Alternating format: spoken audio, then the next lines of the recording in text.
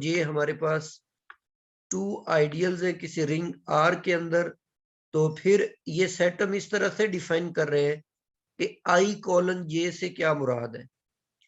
I:J से मुराद ये है कि ये जो फर्स्ट आपके पास आइडियल है, सेकंड आइडियल को आपने किसी भी रिंग के एलिमेंट से मल्टीप्लाई कर दिया, और मल्टीप्लाई करने से वो जो सारे का सारा रिंग है वो आपके पास किसके अंदर चला गया, आई के अंदर, आई का सबसेट बन गया। तो ये वीडियो अपनी बंद कर दे प्लीज, ये कैमरे के ऑप्शन पे क्लिक करके वसीम अपनी वीडियो बंद कर दे।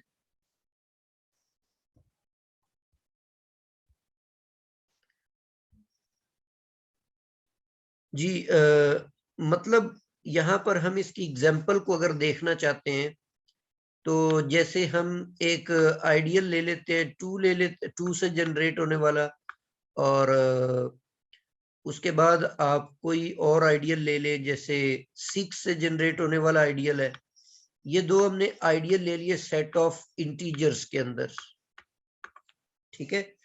अब अगर आपने इनका कॉलन फाइंड आउट करना है जी, इनका अगर हमने जैसे फर्स्ट हम ले लेते हैं 2:6 अगर हमने मालूम करना है, तो इसका मतलब ये होगा कि 2:6 का मतलब ये होगा कि अब आपने ना ऐसे रिंग के अंदर से, रिंग के अंदर, क्योंकि यहां पर रिंग हमने सेट ऑफ इंटीजर को लिया हुआ है, तो ऐसे कोई इंटीजर्स आप तलाश करें जिनको हमने क्या करना है, सेकंड से मल्टीप्लाई करना है। ये जो 6 है इसके साथ मल्टीप्लाई करें, और जो उसका रिजल्ट है वो आपके पास जो सबसेट बन जाना चाहिए फर्स्ट आइडियल 2 का। अब इसमें आप देखें कि अगर हम सपोज 1 से इसको मल्टीप्लाई करते हैं, अच्छा 6 से जनरेट होने वाला जो आइडियल है, पहले हम लिख भी लेते हैं इसको, इसके अंदर 0 आ जाएगा और प्लस माइनस 6 आएगा और प्लस माइनस 12 आएगा इसके अंदर, अप टू सो ऑन, आगे 8 प्लस माइनस 18 भी आ जाए, मतलब 6 के जितने भी मल्टीपल्स हैं वो सारे इसके अंदर आ जाएंगे। और जो 2 से जनरेट होने वाला आइडियल है उसके अंदर सारे के सारे इवन नंबर्स आ जाएंगे जो 2 के मल्टीपल्स हैं, मतलब इसके अंदर 0 भी आएगा और प्लस माइनस 2 आ जाएगा इसके अंदर, और प्लस माइनस 4 आ जाएगा इसके अंदर। तो ये आपके पास फर्स्ट आइडियल है और 6 से जनरेट होने वाला सेकंड आइडियल है जी। अब हम करने वाले ये थे कि अगर हम 1 को 6 से मल्टीप्लाई कर देते हैं, तो 1 से मल्टीप्लाई करने पर तो इसको कोई इफेक्ट नहीं पड़ेगा, तो ये जाहिर बात है दिस इज सबसेट ऑफ 2। तो इसका मतलब इस कॉलम के अंदर 1 आ जाएगा, रिंग का जो एलिमेंट मैंने 1 चूज किया है वो इसके अंदर आएगा लाजमी तौर पे। और अगर आप -1 से मल्टीप्लाई करते तो भी उसका सबसेट ही रहता, तो इसका मतलब है इसके अंदर प्लस माइनस 1 भी आ जाएगा। इसी तरह अगर आप 0 से इसको मल्टीप्लाई कर लें, तो 0 से इसको मल्टीप्लाई करेंगे तो वो तो आपके पास 0 सेट ही आ जाएगा, और 0 सेट जो है वो भी 2 से जनरेट होने वाला उसका ये सबसेट है। तो इसका मतलब इसके अंदर 0 भी आएगा, मतलब रिंग के वो तमाम एलिमेंट्स आ जाएंगे।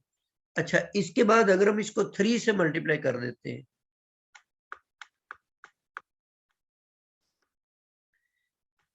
जी 3 से अगर हम इसको मल्टीप्लाई करते हैं तो भी ये आपके पास क्या बन जाएंगे,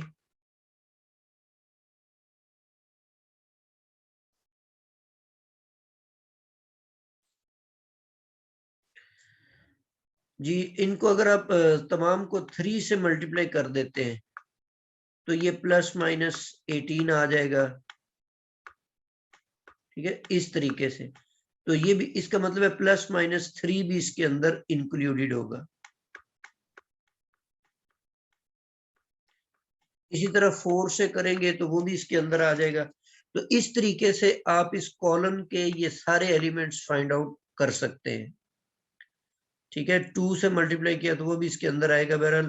तो ये तरीकेकार होता है कॉलम को फाइंड आउट करने का। जी नेक्स्ट आपके पास थ्योरम है कि let's I and J be two ideals of a ring R, then the quotient, ये जो क्वोशंट है आपके पास I colon J is ideal, मतलब टू आइडियल्स का जो क्वोशंट आइडियल होता है वो भी आपके पास अगेन एक आइडियल बन जाता है। फर्दर इसके कुछ आइडेंटिटीज हैं, इसके जो सॉरी रिजल्ट्स हैं इसके। If A B C are ideals, A B C आपके पास आइडियल्स है किसी रिंग आर के, तो उस सूरत में ए कॉलन बी को का प्रोडक्ट अगर बी से लेते हैं तो ये हमेशा सबसेट होगा ए का, और ए जो है ये सबसेट होगा ए कॉलन बी का। ए कॉलन बी का अगर आप प्रोडक्ट लेते हैं सी के साथ तो ये इक्वल होगा ए का बी सी के साथ अगर आप कॉलन ले लेते हैं। इसी तरह थ्योरम नंबर 3 है कि अगर आप इंटरसेक्शन लेते हैं, इसको अगर आप मजीद थोड़ा सा ऐसे लिख लें कि आई और इंटरसेक्शन जे ले लेते हैं, और इनका अगर आप कॉलन लेते हैं आई जे का, मिसाल दे रहा हूं, इस थर्ड जो प्रॉपर्टी लिखी हुई है इसको आप यूं भी लिख सकते हैं, और यहाँ पे कोई आपके पास आइडियल है कि इसके साथ लेते हैं, तो इसका मतलब ये होगा कि आपने ये जो इंटरसेक्शन में जितने भी आइडियल्स पड़े हुए हैं उन तमाम का आपने इंटरसेक्शन लेते हुए जाना है। मतलब ये बन जाएगा आई कॉलन के, आई कॉलन के बन जाएगा, और इसका फिर इंटरसेक्शन हम लेंगे जे कॉलन के। तो ये तरीकेकार होगा अगर इंटरसेक्शन में आ जाते हैं। इसी तरह फोर्थ प्रॉपर्टी आपके पास ये है कि अगर आपके पास आई कोई भी एक आइडियल था और इसका आपने कॉलन लेना है, यहाँ पर सुमेशन में कोई आ जाते हैं आइडियल्स, जे प्लस के फर्ज कर लें, तो ये चीज इक्वल आ जाएगी। आई का आपने जे के साथ भी कॉलन ले लिया, आई कॉलन जे, और फिर इसका इंटरसेक्शन आपने लेना है, आई कॉलन जे करेंगे और इसका इंटरसेक्शन लेंगे आई को आई का आई कॉलन के साथ। ठीक है, तो इन दोनों प्रॉपर्टीज का ये मतलब है। ये मैंने टू आइडियल्स के लिए ये इंटरसेक्शन और टू आइडियल्स के लिए ये सम लिया है। इसी तरह ये आर्बिट्रेरी इंटरसेक्शन और आर्बिट्रेरी सुमेशन के लिए दोनों इक्वेशन जो है ये होल्ड करती है।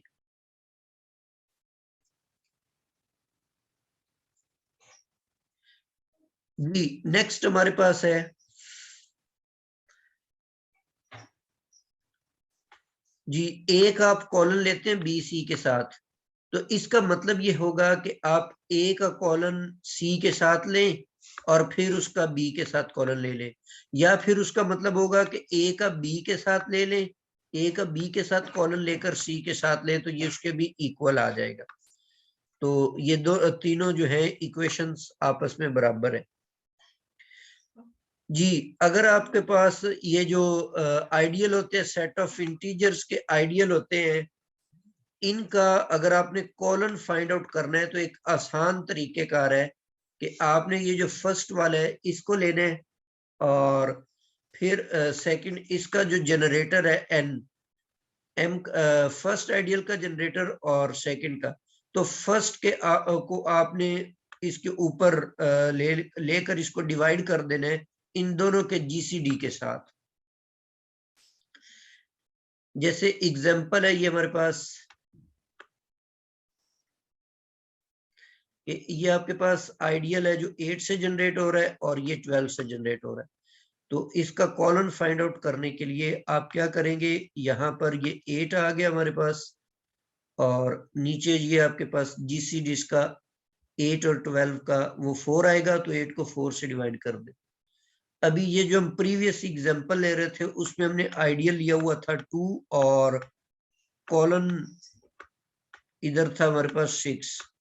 तो अब वो बाय डेफिनेशन हम मालूम कर रहे थे, तो यहाँ पर आप इस फार्मूले को इस्तेमाल करके इसको देखें कि क्या वही आइडियल बनता है। तो इसमें अब तरीका करके है कि 2 को हमने डिवाइड करना है 2 और 6 के जीसीडी के साथ। 2 और 6 का जीसीडी भी 2 है, तो इनको अगर हम दोनों को डिवाइड कर देते हैं तो जनरेटर 1 आ जाता है। तो जारी बात है 1 से जनरेट होने वाला सेट आपके पास सेट ऑफ इंटीजर ही होगा। तो इन दोनों का जो कॉलन है वो आपके पास जी आ गया। अच्छा, ये कॉलन जो है ये कम्यूट नहीं करता, मतलब अगर आप 6 पहले ले लेते हैं और फिर आप 2 जो आइडियल है इसको बाद में रख लेते हैं, तो अब इससे बनने वाला जो आइडियल होगा वो आपके पास बन जाएगा 6 यहाँ पर लेंगे और 6 और 2 का जो जीसीडी है 2 उसको आप यहाँ पर रखेंगे। तो ये 6 को 2 पर डिवाइड कर दे तो ये आपके पास 3 बन जाएगा। तो 3 से जनरेट होने वाला ये सेट आपके पास बन जाएगा।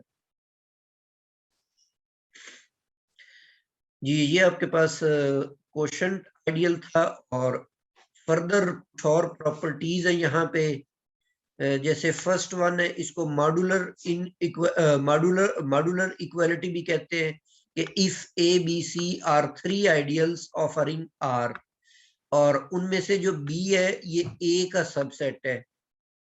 तो इन दिस केस अगर आप ए का इंटरसेक्शन लेते हैं बी प्लस सी के साथ, तो इसका मतलब ये होगा कि ए का इंटरसेक्शन लेंगे बी के साथ प्लस ए का इंटरसेक्शन लेंगे सी के साथ, जैसे वो डिस्ट्रीब्यूटिव प्रॉपर्टी होती है। और फर्दर ये ए अब बी चौके ए का सबसेट है, तो यहाँ पर ये आपके पास बी आ जाएगा और इधर आपके पास ए इंटरसेक्शन सी आ जाएगा। नेक्स्ट थ्योरम है कि अगर आपके पास ए बी सी आइडियल्स हैं ऑफ अ रिंग आर, तो उस केस में ए आपके पास आ जाएगा कि अगर आप ए का प्रोडक्ट लेना चाहते हैं बी प्लस सी के साथ, मतलब वो डिस्ट्रीब्यूटिव प्रॉपर्टी जो है मल्टीप्लिकेशन और एडिशन की, ये भी आइडियल के ऑपरेशंस में होल्ड करती है।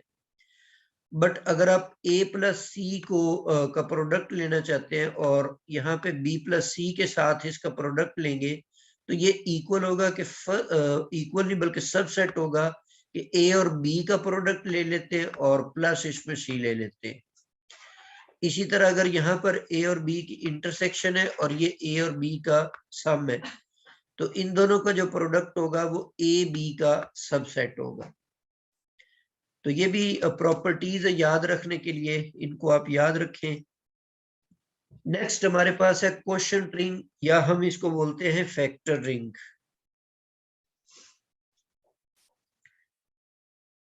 क्वोशंट रिंग या फैक्टर रिंग, इसको कैसे डिफाइन करते हैं? ये बिल्कुल पहले भी मैंने आपको बताया था कि ग्रुप थ्योरी के अंदर भी हम इस तरह की चीजें पढ़ते हैं, तो उन्हीं चीजों से मोटिवेट होकर हमने रिंग थ्योरी के अंदर ये चीजें डेवलप कर ली। अब वहां पर आपके पास एक ग्रुप होता था, ग्रुप का एक नॉर्मल सब ग्रुप लेते थे, उससे हम क्वोशंट ग्रुप डिफाइन कर लेते थे। यहाँ पर नॉर्मल सब ग्रुप के कॉरस्पॉन्डिंग आइडियल्स मौजूद है, इसीलिए ग्रुप थ्योरी के अंदर फैक्टर ग्रुप्स को डिफाइन करने के लिए आपको सब ग्रुप का जो है नॉर्मल होना जरूरी है। लेकिन रिंग्स के अंदर क्वोशंट रिंग को डिफाइन करने के लिए जो सब रिंग आप लेंगे उसका आइडियल होना जरूरी है। तो इसलिए हम सपोज कर लेते हैं कि let I be an ideal in ring R, then the sets। ये सेट हम इस तरह से डिफाइन करते हैं कि उस I के साथ बनने वाले सारे के सारे लेफ्ट को सेट्स हम इसके अंदर ले लेते हैं। तो ये जो को सेट्स का पूरा सेट है, ये आपके पास एक रिंग है with respect to the following operations, के एक इसमें से को सेट ए प्लस आई लेंगे, उसको बी प्लस जे में ऐड करने का मतलब ये है कि आप ए प्लस ए और बी का जो सम है उसको आई में ऐड कर दें। इसी तरह इनके प्रोडक्ट का मतलब ये है कि अगर आप ए और बी का प्रोडक्ट लेकर उसको आई में ऐड कर दें तो ये इनको जमा करने का और मल्टीप्लाई करने का तरीकेकार है। तो ये जो रिंग बनेगा इस तरीके से ये क्वोशंट रिंग या फैक्टर रिंग कहलाएगा। मिसाल के तौर पे जैसे आप सेट ऑफ इंटीजर्स ले लेते हैं और इसका आइडियल ले लेते हैं NG, तो ये एक फैक्टर रिंग होगा, ठीक है। और बेसिकली ये आइसोमॉर्फिक होता है ZN के, ये ZN के आइसोमॉर्फिक होता है। मतलब अब यहाँ पर ये जो आपने रिंग लिया था ये एक इनफाइनाइट रिंग था और इसका ये जो आइडियल है वो भी इनफाइनाइट आइडियल है, लेकिन इनसे बनने वाला जो आपके पास फैक्टर रिंग है वो एक फाइनाइट रिंग बन जाएगा। तो इसका मतलब है कि इनफाइनाइट रिंग्स का जो फैक्टर रिंग है वो फाइनाइट भी हो सकता है। तो यहाँ पर ये फैक्टर रिंग की आपके पास एग्जांपल आ गई। तो आज का लेक्चर हमारा ये मुकम्मल हो गया है। तो इसमें से अगर आप कुछ डिस्कस करना चाहते हैं तो पूछ